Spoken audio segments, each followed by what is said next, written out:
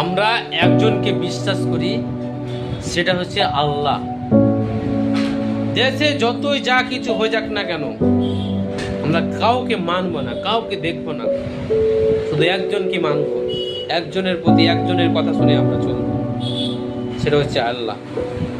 আর কিছু কিছু লোক এমন ভাবে রয়েছে, এমন ভাবে তারা ওদের ক্ষমতার জোর বা আইনের জোর, যে কোনো কিছুই হোক না কেন, তারা একটা পদে আসার পরে এমন ভাবে ক্ষমতা দেখাচ্ছে, মনে হচ্ছে তারাই আল্লাহ সাজিয়ে দিয়েছে, তারাই ভগবান সাজিয়ে দিয়েছে।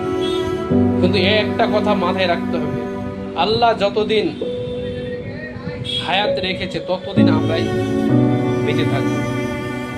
যখন আল্লাহর অর্ডার হবে, যতক্ষণ না আল্লাহর অর্ডার হবে না, ততক্ষণ আমাদেরকে কেউ কিছু করতে পারবে না। যতই ক্ষমতার জোর দেখাক না, যতই যা দেখাক না কেন, আল্লাহ একমাত্র বসে আছে, সে বিচার করনে वाला, সময় লিখনে वाला।